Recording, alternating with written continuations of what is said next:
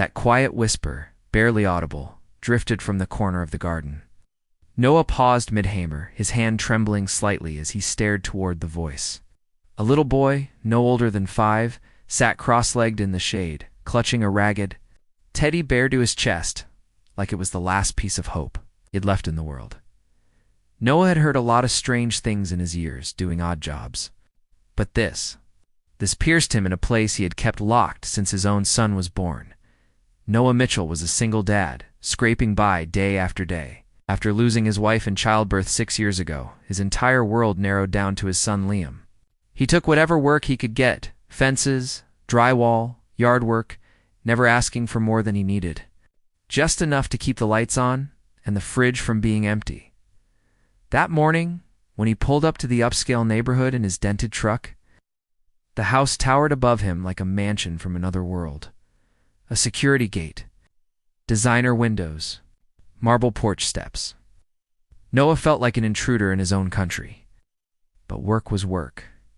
The CEO who had hired him, Vanessa Langford, was everything he wasn't: polished, powerful, and distant. She gave quick instructions through her Bluetooth earpiece, barely making eye contact. "My assistant already wired the deposit," she said. "Please stay within the West Garden area. My son sometimes plays there." Then she vanished back inside, her high heels clicking on the stone like a judge's gavel as Noah worked on the damaged fence post. Caught glimpses of the little boy, curly-haired, dressed neatly in expensive play clothes, always with the same stuffed bear tucked under one arm. He didn't speak. He just sat under the maple tree, watching the sky, until that one sentence, "Daddy says he'll come back, but only if I'm a good boy." Noah froze. He knew the sound of loneliness. He lived with it. But in that moment, it wasn't just the boy's voice that broke something open. It was the weight behind it. He slowly approached. "Hey there, buddy. It's a nice bear you've got." The boy clutched it tighter, but didn't run. His eyes were big and sad. "His name is Oliver." Oliver's a strong name, Noah said, crouching beside him. "I used to have a stuffed dog. His name was Max. He went everywhere with me." The boy's lip quivered.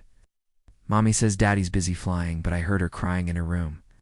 "Oliver says that means he's not coming back." Noah's throat tightened. He wanted to say something, anything but. What could you say to a child so full of silent grief? Noah kept coming back every day for the rest of the week. The fence needed more work than expected, or so he told himself. In truth, he stayed for the boy Daniel. He learned that Daniel's father had left 2 years ago without warning. High profile attorney, he'd walked out after a scandal ruined his reputation. Vanessa buried herself in work to keep from collapsing. Her son, too young to understand betrayal, just waited for a father who was never coming home. And in that quiet space, a bond formed. Daniel started talking more. He helped Noah carry tools, showed him the secret hiding spot behind the rose bushes where he buried little treasures.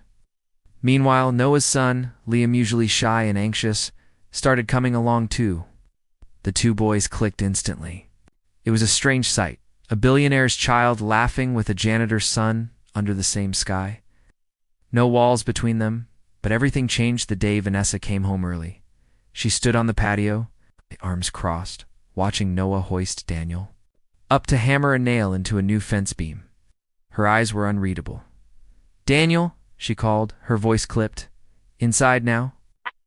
Daniel hesitated, glancing at Noah, then trudged inside. Vanessa turned her sharp eyes to Noah. "I hired you to fix a fence, not parent my child." Noah took a breath. "I didn't mean any harm, ma'am. I just thought he needed someone to listen, that's all." She looked away, jaw clenched.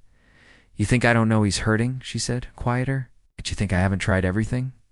Therapists, nannies, playgroups?" "No," Noah said gently. "I think you're trying to hold a 1,000-pound world on your shoulders. But sometimes it's the small things that help the most." Her eyes watered, just for a second, but she blinked it away. The next day, Noah expected not to be allowed back, but instead, a new envelope sat at the gate. Its payment in full and a note, "Come back. But bring Liam. Daniel won't stop asking for him." From that day on, something shifted. Vanessa started joining them in the garden, just for a few minutes at first, then longer. One day she sat beside Noah on the grass, both watching the boys chase butterflies. "I forgot what this felt like," she whispered. "To just ... breathe." He nodded. "It's easy to forget. Until someone reminds you." Months passed. What began as a job turned into something else entirely. Vanessa reopened a charity foundation in her late father's name. With Noah's help, she used her resources. He used his story. Together, they launched a mentorship program for children of broken families, giving them spaces to heal, dream, and connect. Daniel stopped whispering to Oliver so much. He didn't need to anymore. In one spring afternoon, as the sun painted golden light across the repaired fence, Daniel ran up to Noah with arms wide open. "You can be my daddy too if you want." Vanessa's breath caught. Noah's eyes welled up. Liam laughed from the swings. Vanessa looked at Noah, then at her son. She smiled. Moral of the story? Sometimes people who fix what's broken don't come with blueprints or briefcases. They come with listening hearts, shared scars, and the courage to care. Healing doesn't always begin in hospitals or boardrooms. It begins when one soul dares to reach another.